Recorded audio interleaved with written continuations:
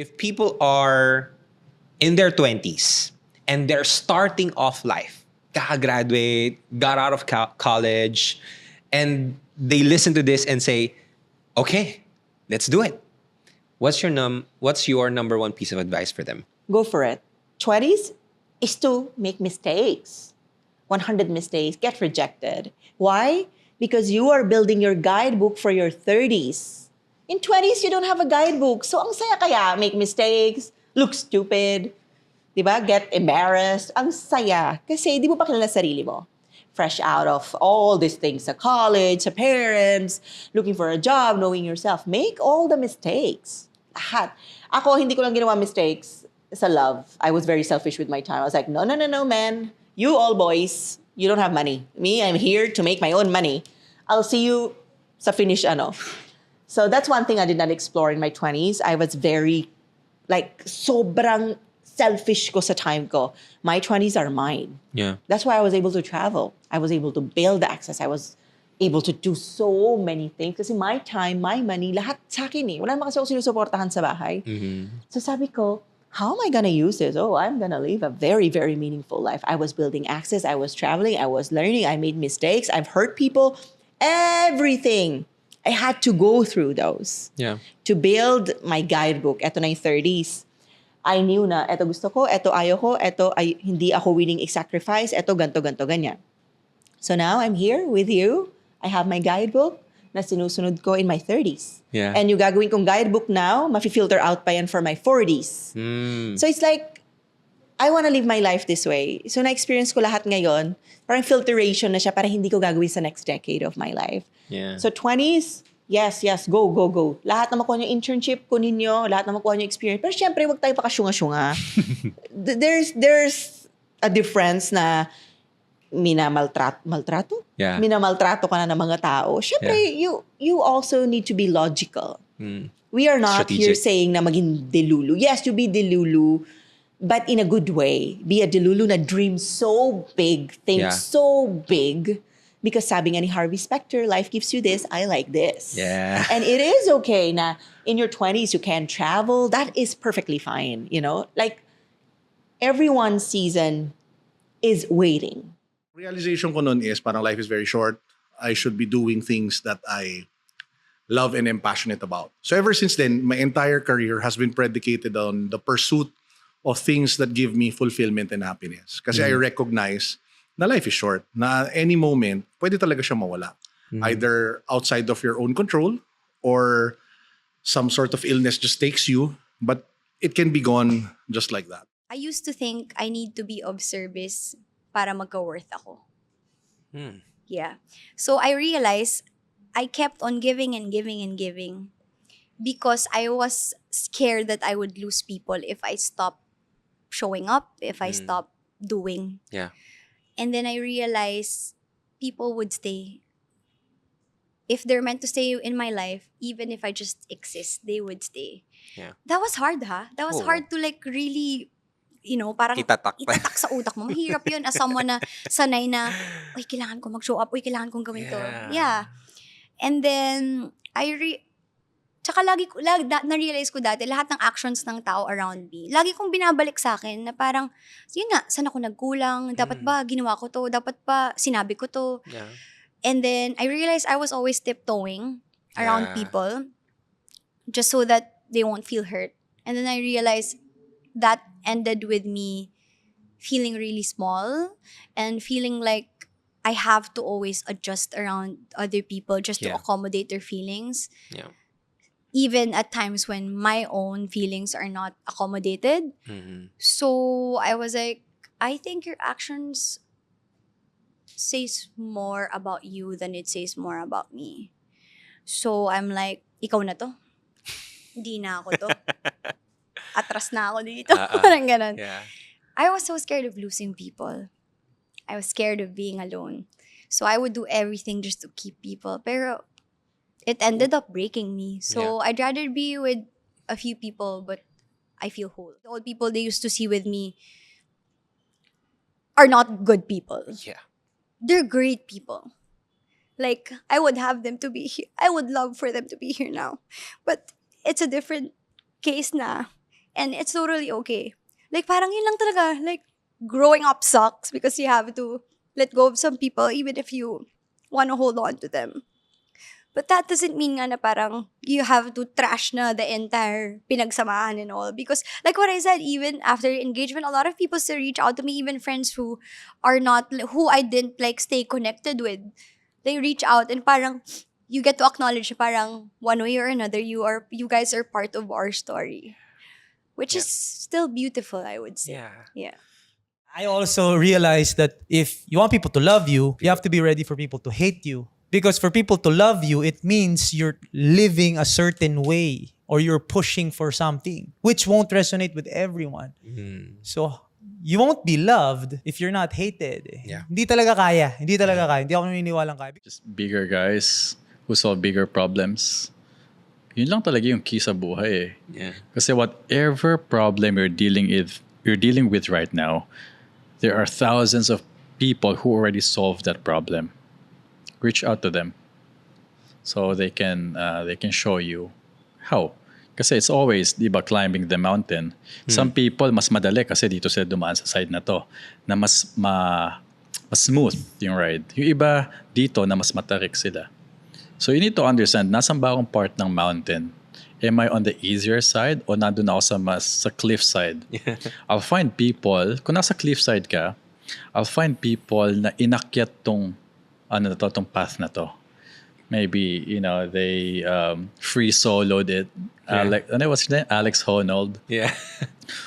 Kung nandun ka naman sa easier side, then talk to people na who achieved what you wanted na nandun sa easier side. When I say easier side, maybe they came from a wealthy family na or they have a good network. They just didn't know how to get up there, but may foundation na sila.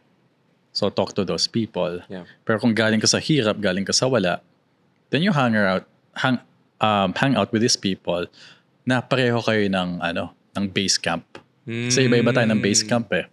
Yeah. We're all climbing the same mountain, but we're just coming from different base camp. Yeah. So, yung mga nasa taas na, they can see kung sino yung nasa baba eh. Yeah. So just find those people na, diba, same tayo ng pinagdaanan.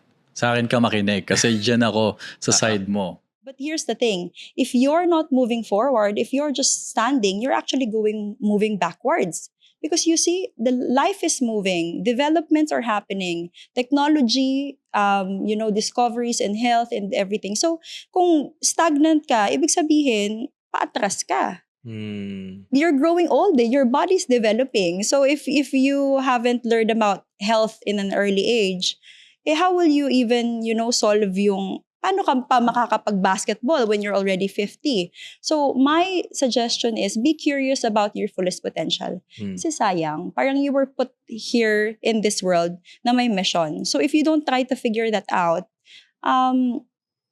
it's a waste of opportunity. And human beings have a tendency to be attracted to people who have vision, mission, and who are, driving to their fullest potential. So, kung gusto mo ng kalma ka lang, kung gusto mo ng dito ka lang, edi huwag ka mangangarap makaasawa ng ganito. Dito ka lang. You have to be willing to marry somebody who's here. But if you're a person who wants a very high level, high value person, then you gotta be at their level. I think yung pangarap, iba-iba naman siya sa bawat tao. And I'm not one to dictate how big that dream is. Kasi I wouldn't say naman na you dreaming to have a small house near the beach is not dreaming big anymore.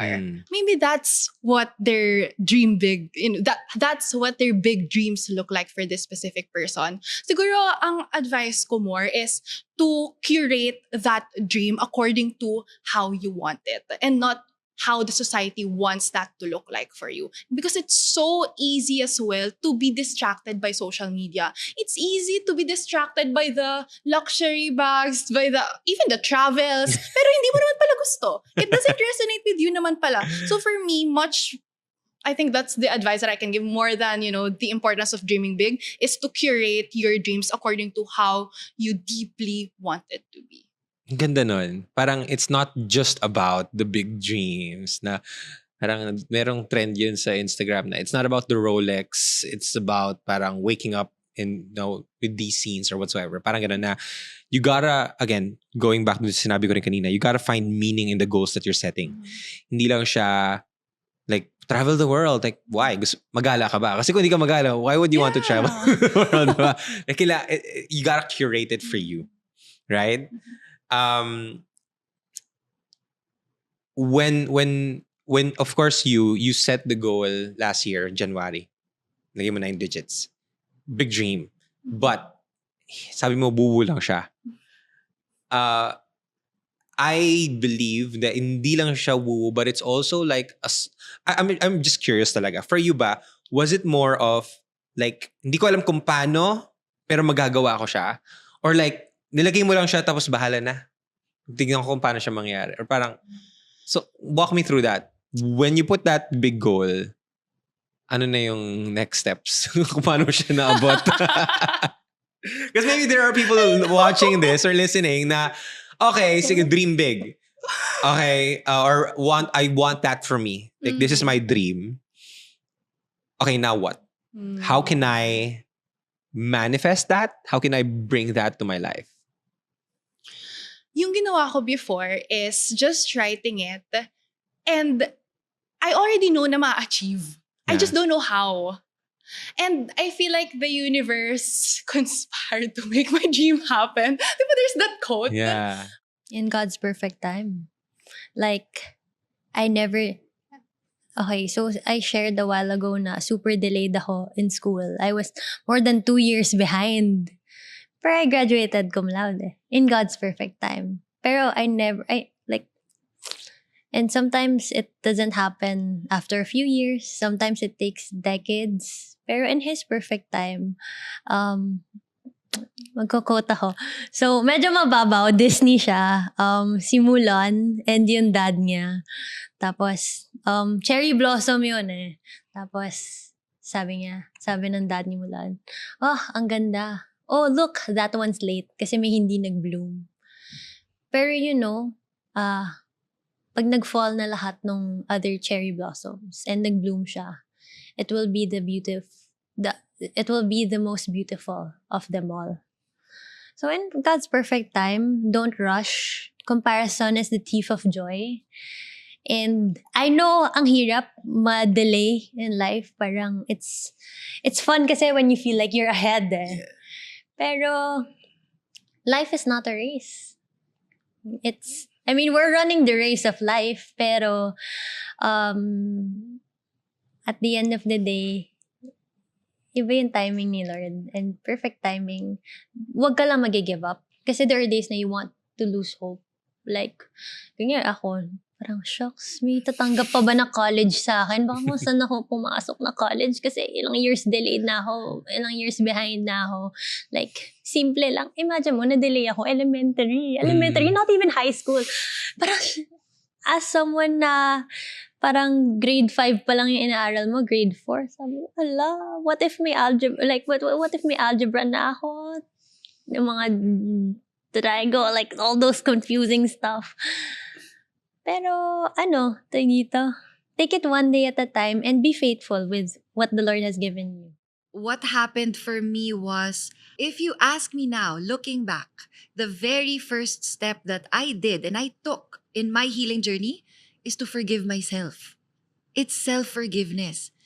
Kaya pala hindi ako maka-move forward and kaya hindi ko ma-forgive yung mga tao that hurt me and wronged me was because I didn't do the work yet to forgive myself. Yeah. So forgiveness is key. You're asking how important it is. It is very important.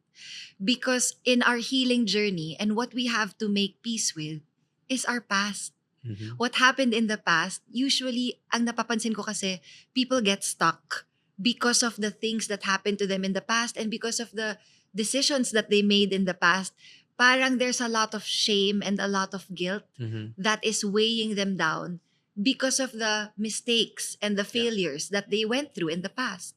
And no matter how much they try to succeed in the present moment, ang hirap kasi buhat pa rin nila yung shame at guilt from whatever happened in the past. And there's always something happening. There's like always. there's always like it's kind of like a self-sabotaging, and they're not even noticing They're not even aware. Yeah. Kasi akala natin pag may nadaanan tayong pain or may nangyari sa atin na hindi maganda in the past, akala natin, oo, tama, we should feel bad about it. Yeah. Para nating gina-justify na oo nga. Yeah. Para tayong pumapayag na malunod sa negative energy. Yeah. 'Di ba?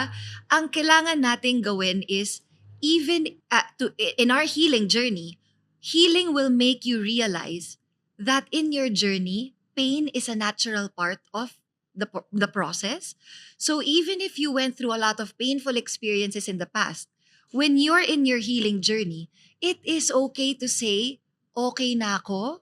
I don't need to hold on to this. This is no longer serving me. I want to let this go. Yeah. So it's really a conversation that you need to have with yourself. Mhm. 'Di ba? Kasi at the end of the day, no one can really make you let go of those things in the past except for you. Yeah. Ikaw lang. So that's why it is a conversation for me daily to really forgive myself. Mhm. Forgive myself every day. Daily. Uh-huh. Kasi daily din tayo nagkakamali. Daily Tama tayo nga, no? nagkakaroon ng mga negative thoughts. Daily tayo nagkakaroon ng Judge. mga parang thoughts of parang self-doubt. Uh-huh. So forgive. So even self-doubt, you forgive yourself for the Yes. self-doubt. Yes, kasi I'm only human, 'di ba? So at the end of the day, I always have to just forgive myself para tomorrow I can move on with fresh energy. Yeah. Na wala na akong buhat. Kasi at the end of the day, alam ko naman that I'm doing my best. Yeah. So even if I make a mistake, until now, Alec, I still get triggered. I still have my outbursts. I'm not proud to admit. But it's true, it happens.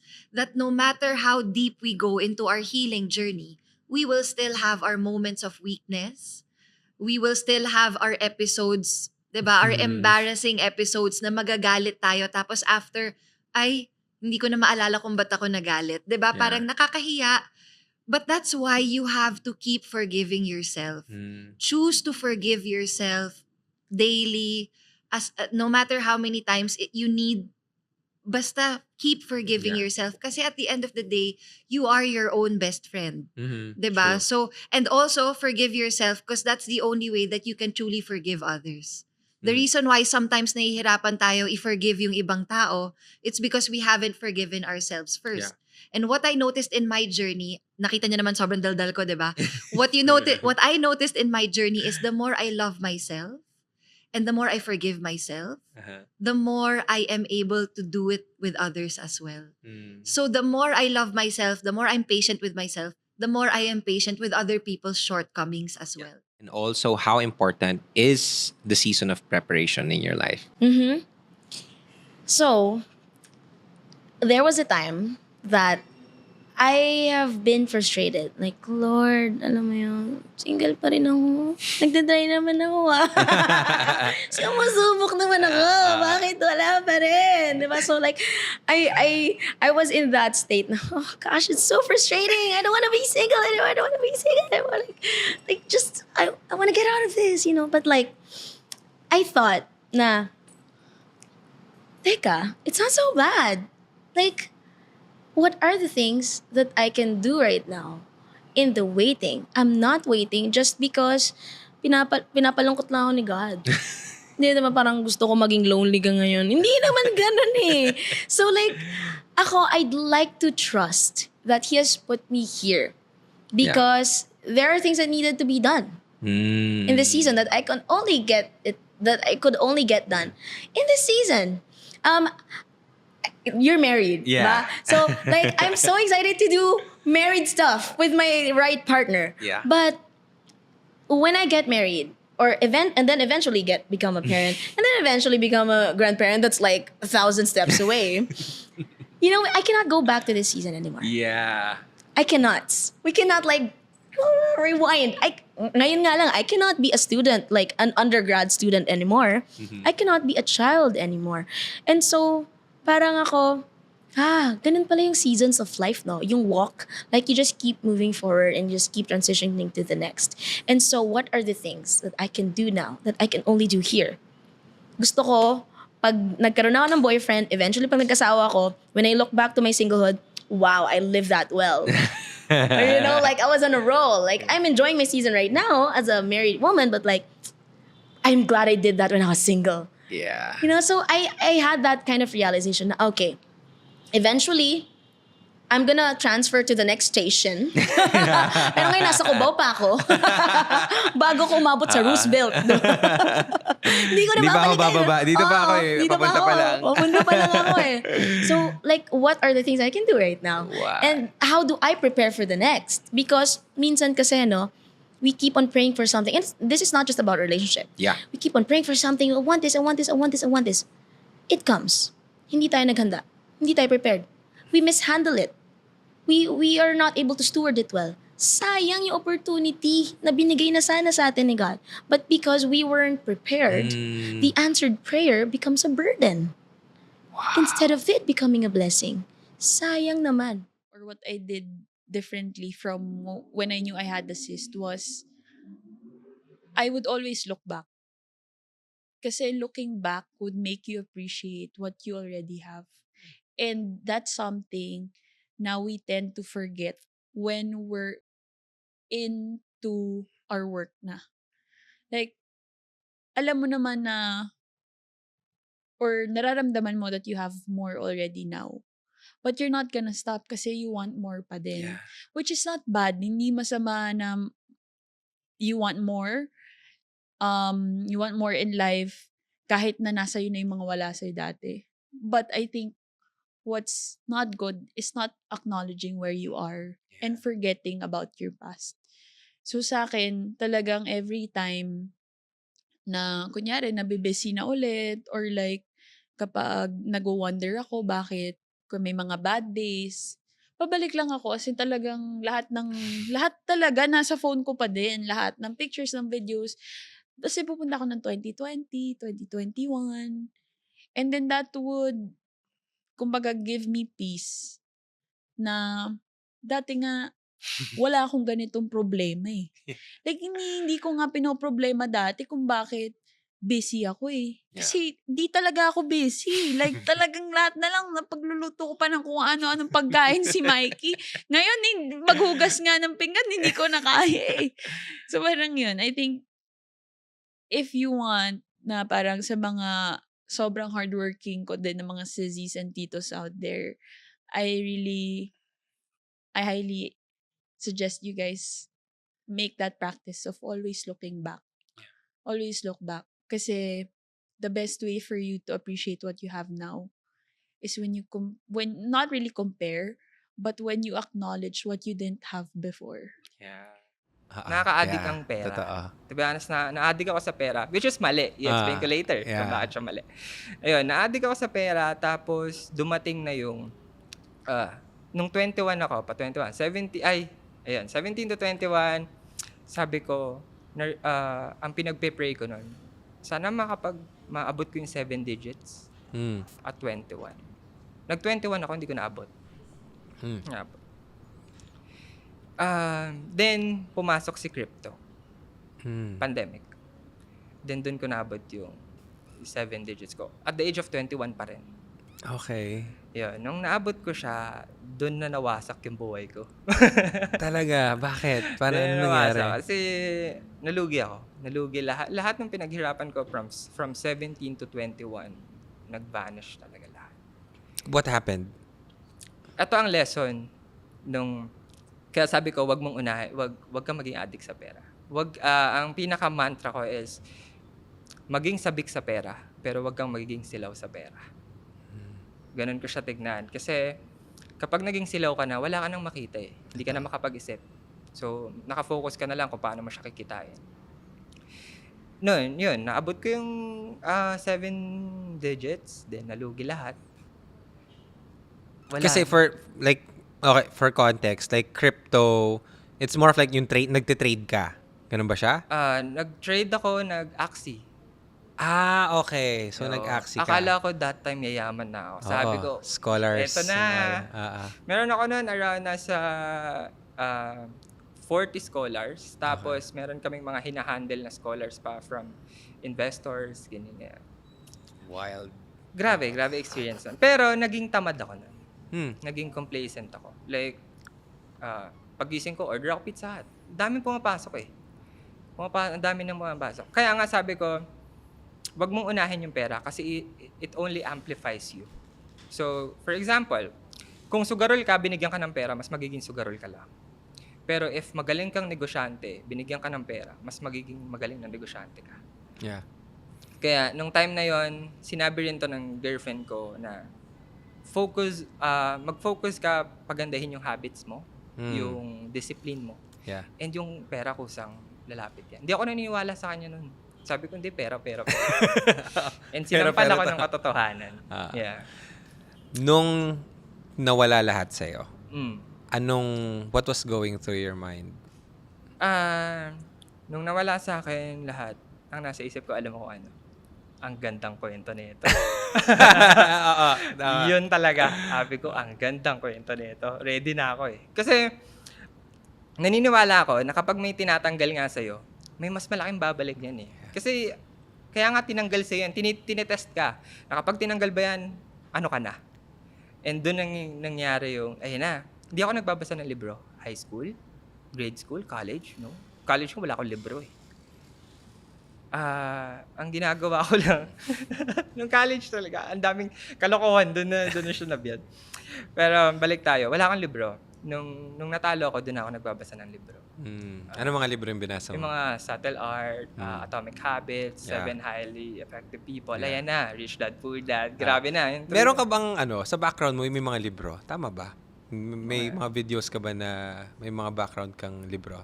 Wala. Hindi, wala. Ngayon side lang to na. Sa'yo lang. Ikaw lang may alam. Ako lang may alam. So, hindi mo sinishare na Hindi ko binabasa mo to. Okay. Okay, so nagbasa-basa ka na. Nagbasa naman sana ako. And doon ko na-realize na, yun, totoo nga eh, na kusang darating yung pera if valuable person ka na. Kasi, naniniwala ako na babayaran ka ng tao if nakasolve ka na ng problema. Yep. So, kapag mas mahirap na yung nasa-solve mong problema, mas kaya ka na nilang bayaran. Yeah. And yun yung ina-apply ko up until now. For them to be successful, hinahanap ko yung value ng desire. Desire coupled with discipline. No, dalawa yon pero yun eh. Titignan ko yung desire. Because I meet a lot of people na they know that they lack. They lack in finances. They lack in knowledge. No, but when it's time for me to ask them if they want to pursue what they want in life, parang nag-excuse, hindi tumutuloy, or wala yung courage nila to do it. And kung naman nag-umpisa, hindi naman natatapos because of lack of discipline. Pero pag nakita ko yung tao na yung desire niya talaga nandoon, searching talaga, yung searching. Because I was searching, no? I was really searching, and yun yung nakikita ko doon sa mga na may mentor ko na successful. Because hindi naman lahat talaga nagiging successful. Hindi naman porket minentor na kita, successful ka na. It really depends on their desire and discipline to really pursue what they want to be successful. Yun. Yung tuloy-tuloy. Kasi yung discipline, it's continuous eh. Yeah. Walang katapusan yan talaga. Yung discipline mo sa work ethics, discipline mo in learning, discipline mo in sharing to others, no? Teaching. So pag walang katapusan yan, yan, yung success mo, ongoing. Yeah. And for me, success, hindi naman siya natatapos talaga. Yeah. Yung lalo na yung purpose, no? Never ending yun. Ganda ng sinabi mo, Mampeng. Parang I also talked about something similar sa team ko kahapon na you gotta be hungry and you gotta hustle. Parang it's hungry and hustle. Hungry and hustle. Like 2H naman ang shinare ko sa kanila. Desire and discipline. Desire and discipline. It's really the same, diba? It's the same. Like these are timeless principles that I've seen over and over again, and I'm sure you do as well. But can you share a little bit about desire, Mampeng? Like, are people does everyone have desire in their hearts, or parang tinatanim ba siya? Like, or can you develop your desire, or is it just within you na parang ano mo yun, may gusto ka lang talaga sa buhay. I think everyone is born with desire. There is desire for something. It's just that the others are beaten by their environment. Hmm. Pag maraming negative around, alam mo naman, if you want to pursue something, talaga naglalabasan yung negative. Hindi mo kaya yan, it's too much for you, yung ganon. Alam mo naman ikaw, hindi ka naman para dyan. Marami ka talagang maririnig. You will invite this negativities. You will attract also those who will support you, but at the same time, So it depends. And pati yung nature natin, we're always, there's always fear, because of our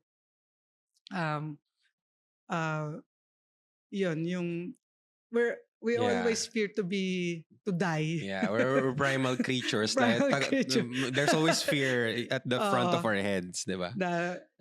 Preventing us to do things that will harm us. Yeah. Harm us. So, yun. So, parang yung desire, nawawala yon pag may nag-negative sa kanila. Or learned helplessness. Yung once that they tried and then they failed, hindi naman kaagad talaga na kuha mo na kaagad eh. It's always that you fail first time, second time, third time, di ba? So yung iba, natatalo na doon. Ayaw na nila mag-pursue. Kasi na-learn na nila that they're helpless, they can't do it. Yun yung nagiging message sa kanila. Instead of it as a message na, I gotta be better. I gotta be better. Kasi hindi kasya tong effort kong to. Hindi kasya tong skills kong to. Hindi kaya. Kailangan maging better ako kaya hindi ko nakukuha. So, it's all about desire. Yeah. Kung tinatawag ka talaga ng desire mo, kahit anong hirap yan. If I would prioritize character, attitude. Because that's how the person is. We build our character during our formative years, no? Yung first 1 to 7 years in this world, no? So, napaka-importante noon, no? The second is competence because it can be learned. Lahat naman natututunan as long as the right attitude to learn, no, and be open to changes is there. The last is commitment. Why? Because commitment is a co-accountability of both the leader and the employee. Hindi pwedeng, I cannot expect this employee to be committed if I'm not doing a good job as a leader. Kaakibat yon. So, the commitment is something that will grow in the person as he stays in the organization and as he gets led by a certain leader that engages him. Wow. I think ngayon ko lang narinig yon na commitment is a co-accounted for. You grow with the organization. You grow with the organization. You grow with your leader. I thought commitment was the first na kailangan i-prioritize. And then we would always, like for us here, like we would have people that are very good at what they're doing. But we would say na, hindi kasi committed. Let me dimension that for you, Alec. Commitment, when we recruit, diba, we look for commitment from the context of gusto ba talaga niya magtrabaho? No? Will the person be committed because the person really has a need, gusto niya, or may ambition siya? That's what's so beautiful. Yeah. Having an ambition is not bad. No, so gusto niyang may marating, no, or he or she is a family person or the breadwinner of the family. So the commitment is high. But the other dimension of commitment is the commitment to the organization, and that's the one that I was telling you. It has to be co-created together with the leader. The leader will have to be, the leader is a representation of the entire organization in the eyes of the new recruit. All of you have a job. Tama? But some will call it their career. A job versus a career, a difference ng mindset ng individual is a career is something long-term. Yeah. I want to develop this career for me to be ano. But then we have to put it another, another mindset. It is a calling. My work is a calling. It's not just a job. It's not just a career for long-term development. It's where God has called me. So ang tanong ko, where has God called you in your life? As an entrepreneur, as someone in the corporate world, as a video specialist? Kasi if you are called, you know you're called, wala. Yung klase ng trabaho ibibigay mo, hindi. Ang job kasi transactional. 8 to 5 lang ako, boss. Tama? Ang career, ay nako, kailangan ko i-develop yung sarili ko para gumaling pa ako sa career na gusto ko. Pero ang calling, kahit anong mangyari, ito na yung tawag ko sa akin. Kahit may nag-offer sa akin ng 2x na sweldo, I'm called to be here, I'm called to do this work, iba yung impact nun. So you as the leader of the company, how would you shift the mindset of your people from a job to a career to a calling? If you look at a creator who is living your dream life, your best life, and you know that it's possible for you, why are you not doing it already? What's stopping you, and why don't you do it now? The time is gonna pass anyway, right? Like in 5 years, it's gonna be 5 years from now, no matter what. So why don't you start? And this is something that haunted me. I was haunted by the idea na 10 years would go by and wala akong ginawa about the dream. So I hope it haunts you too. And I hope it haunts you enough so you do something about it. Because I owe everything to the girl who made YouTube videos with 50 viewers. And like my life right now would not be the way that it is if not for her. You know, I'm only able to be a full-time content creator because there was a girl who was audacious enough to think that there would be an audience for her. And what I learned in those 10 years is that there is an audience for everyone, absolutely everyone. And it's just a matter of like stepping into that and posting today. Rich people, successful people, they can smell if you are a taker, and they don't like that. They just want people who are givers, because when you give them automatic, even if you don't ask, they'll give you right away, even if you don't want it, even if you don't need it. People are givers. Rich people are givers, except that they don't want to give to people who are takers. That's what I learned about life. It is really good while you're still young to write your eulogy and then read it every day, because that's your why. Ito yung gusto kong sinasabi ng mga tao pag nandun na ako sa Cabao. It's your eulogy. What would people say about me? What life have I built? Right? And here's the sad truth, no, Alec.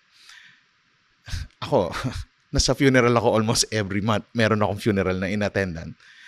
In the funeral, in a room, you have many rows. First, second row, last 7, 8, 9 rows.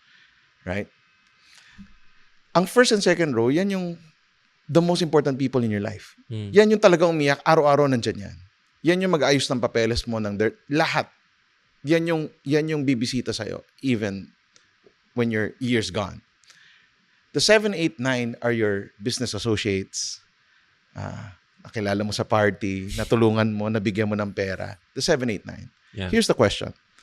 How many of our energy have we poured out to 7, 8, 9 rather than 1, 2, 3 rows? That's why the eulogy is so important. Because it makes you rethink.